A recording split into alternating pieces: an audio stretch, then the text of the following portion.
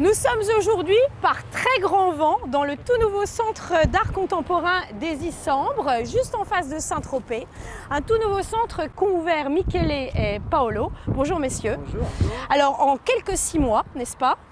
Absolument. Alors un centre qui fait 5000 m², qui est réparti en 3 parties, dont cette première partie que nous allons visiter, qui est la partie des œuvres monumentales. Alors pour preuve que nous sommes sur un ancien chantier naval, ce palan, n'est-ce pas? D'origine. Exactement. Et nous allons maintenant visiter, on a commencé par cette œuvre-là. Non, ça c'est la base de la grue, reste de l'ancien chantier naval. Voilà, alors effectivement avec l'art contemporain, c'est toujours possible. tout est possible. Alors plus sérieusement, donc vous avez réuni sur cette partie un certain nombre d'œuvres monumentales, dont des œuvres d'Armand, en l'honneur de ces... 10e anniversaire de la mort d'Armand. Alors il y a l'œuvre de la femme de Klein, la veuve de Klein. Voilà.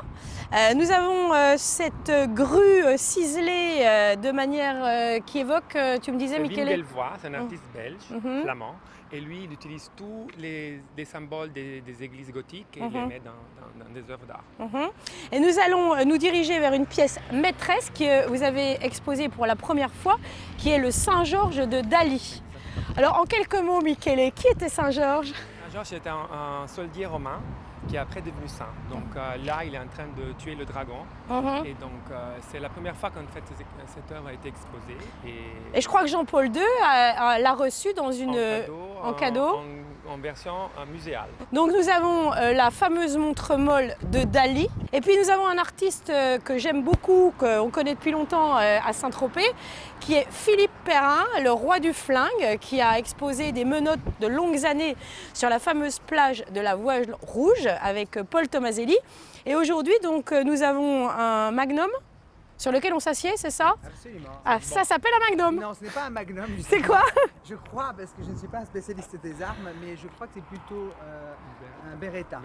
Et nous avons derrière Indiana à nouveau, qui symbolise assez bien l'esprit, voire même très bien l'esprit de ce centre, avec cette œuvre fameuse Love, puisque ce centre que vous voyez vraiment plongé ou suspendu entre ciel et mer, façon presque la villa de Malaparte, la fameuse villa du mépris à Capri, n'est-ce pas? Lieu magique, romanesque, inspirant, on peut le dire.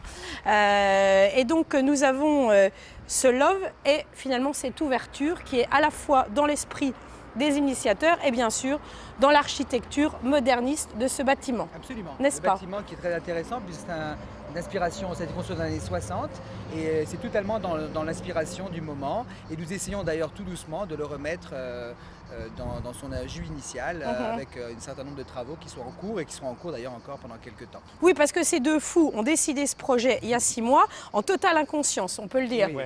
D'ailleurs, tous les grands projets ont toujours commencé sur un peu de l'inconscience. Voilà, un peu d'inconscience, beaucoup d'argent et tout va bien. Exactement. Voilà, bon, vous nous suivez, nous allons maintenant visiter le showroom.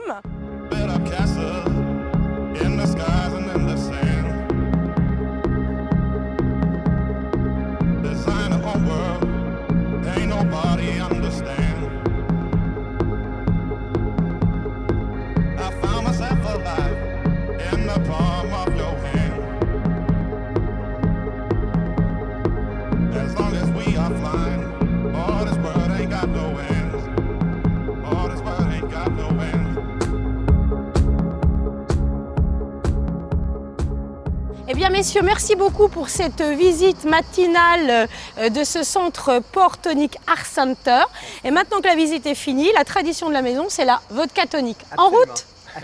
Merci, à très bientôt. On vous attend donc nombreux ici, pour le moment sur réservation et dans très peu de temps de manière totalement spontanée. Merci. Merci.